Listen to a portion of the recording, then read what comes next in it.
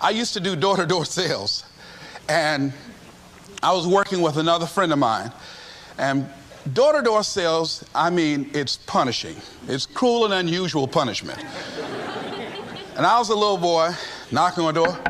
Hello, would you like to buy a nice working television set? No money down? No! Bam! They slammed the door in your face. And the friend of mine that was working with me, they slammed the door in his face, and I looked back, and he was going to the car. He said, I can't do this. And he sat down in the car, and he said, you go ahead, I'll be here when you get back. Now, he had a mother and father to take care of him. My mother was ill. I am adopted. I was hungry. I had to go on. I learned something about myself. That when you step into your fears, somebody said, it was Winston Churchill, he said that courage is going from failure to failure without losing enthusiasm. When you step into your fears and continue to push yourself to go on, something happens for you. It will enable you to transcend yourself. I went to the next door. You like to buy a nice working television? No! Bam! Went to the next one. No! Bam! After a while, I no longer took it personal.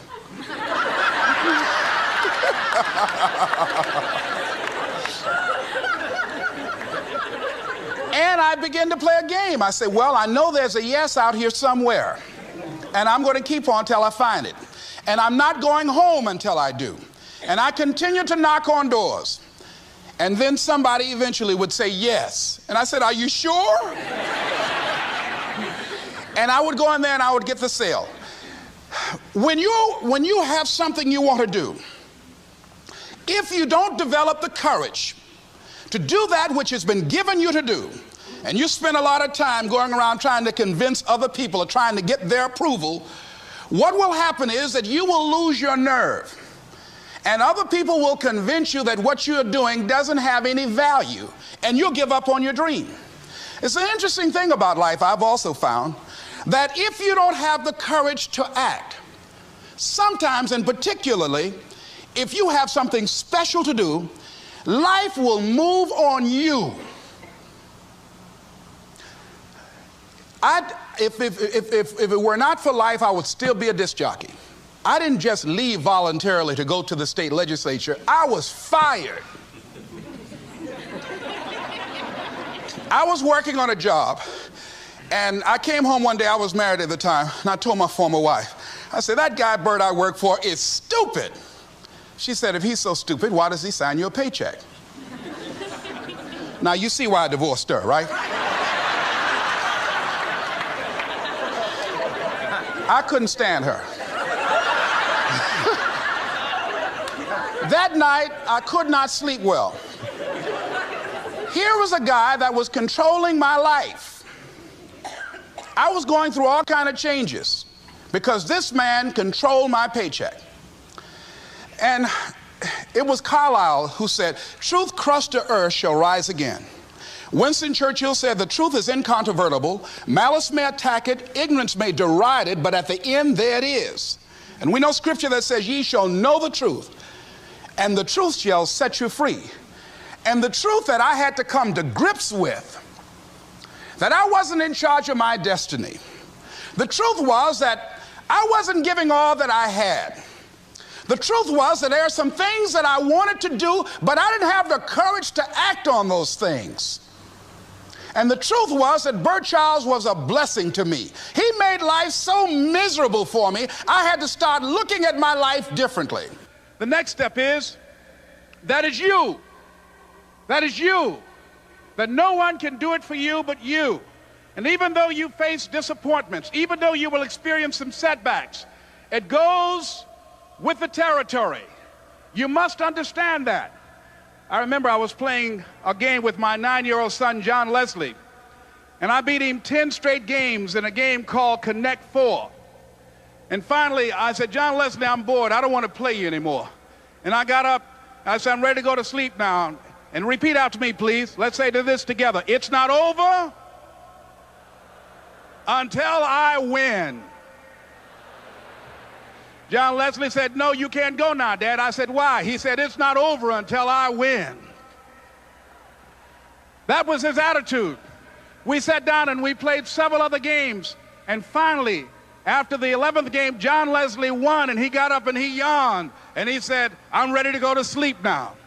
And I'm saying to you, what if all of us took that attitude after we face a rejection and a no, or we have a meeting and no one shows up, or somebody say, you can count on me, and they don't come through? What if we have that kind of attitude? The car's repossessed. Nobody believes in you. You've lost again and again and again. The lights are cut off, but you're still looking at your dream, reviewing it every day, and say to yourself, it's not over until I win.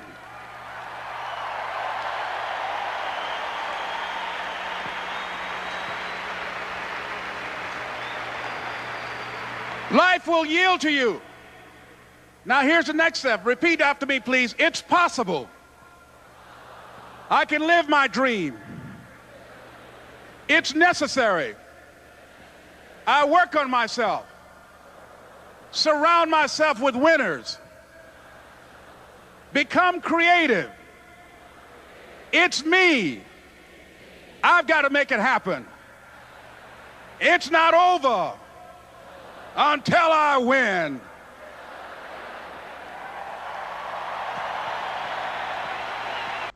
Has anybody ever seen something for you that you didn't see it for yourself?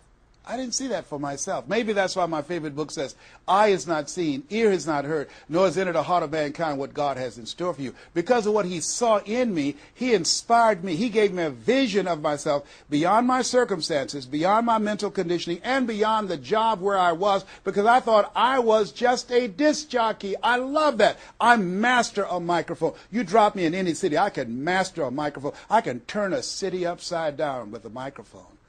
But I had more in me than I was expressing, and I did not know it. And because of his encouragement, I became a community activist. Because of his encouragement, I started doing a talk show called Voice of the People. Because of his encouragement, when I got out of radio, I ran for the Ohio legislature, and I was elected. And because of his encouragement, I passed 14 bills my first term. Because of his encouragement, I was elected 3 times and became the chairman of the Human Resource Committee. Because of his encouragement, I became a public speaker. Because of his encouragement, I became an author. Because of his encouragement, I did a show for King World called The Les Brown Show, and they paid me $5 million, $2 million not to speak. Because of his encouragement, I produced specials for PBS, public television. They said, you couldn't do that. You don't have a college education. It's educational television. Because of his encouragement, I did so many things I had absolutely no idea that I could do. I encourage you to live full and to die empty.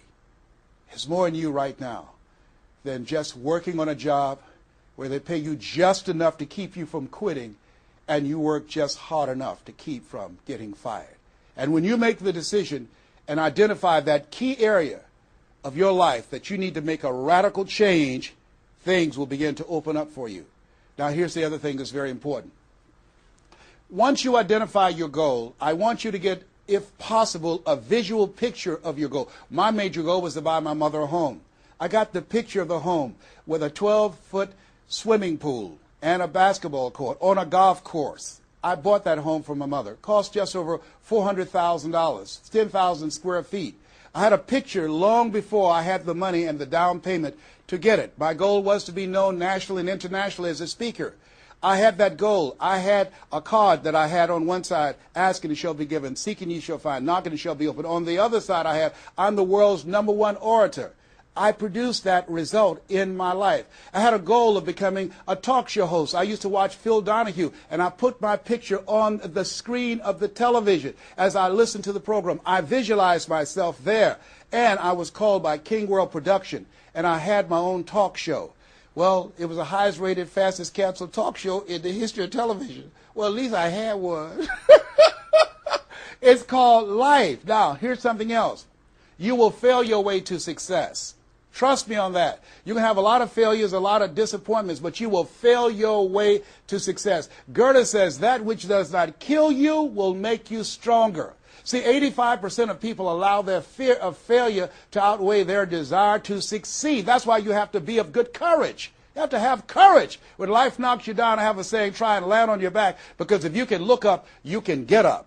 So once you look at and decide the goal that you want to put some things, put a treasure board or a goal board and have pictures of the goal that you want to achieve so you can see it every day when you get up in the morning and the last thing at night. You're programming your subconscious mind where 9 out of 10 decisions that you make comes from there. But the next thing, ladies and gentlemen, I want to share with you that some of you already know that it's hard. It's not easy. It's hard changing your life. It was hard when just over 3 years ago in the Penobscot building in Detroit, Michigan, where I was operating my business, and I fell on some hard times, and I was sleeping in my office. It was hard coming into the lobby, and the security said, "Excuse me, Mr. Brown, can we see you for a moment?" And I said, "Yes," and I walked up to the counter, and he gave me an envelope. And he said, "Would you mind reading it here?" And I opened the envelope, and the envelope was from management that said, "This is an office tower. It's not a hotel. Please do not sleep in your office." And I said, "Excuse me, sir." I said, "I just work long hours in creating my business. I'm an entrepreneur. And right now, things are bad for me. But they're not going to be this way always. And I just asked for the opportunity to continue to operate like I'm doing. I'm not trying to make this my home." And it was hard coming through the lobby. And sometimes they would laugh. There's a guy talking about becoming successful. And look at him. He's bathing in the bathroom upstairs on the 21st floor. He sleeps on the floor. Him and 2 other dreamers up there. Look at him. It was hard, ladies and gentlemen, coming to speak to people. And I was facing financial difficulties in my own life. I was behind on my bills and my dreams, and I'm saying to them, you can live your dream. It was hard, ladies and gentlemen. It was very difficult to pick myself up each day believing that I could do it. There were times that I doubted myself. I said, "God, why is this happening to me? I'm just trying to take care of my children and my mother. I'm not trying to steal or rob from anybody. Why did this have to happen to me?" It was very hard. And here's what I want to say to you. For those of you that have experienced some hardships, don't give up on your dream.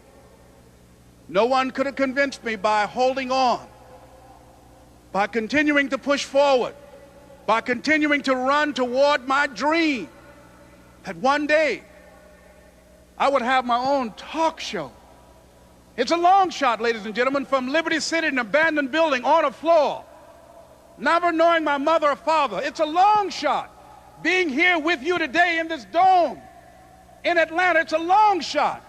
No college training, labeled educable, mentally retarded, but I kept running toward my dream.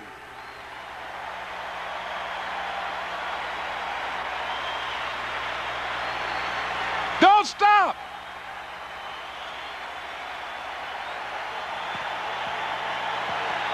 Don't stop.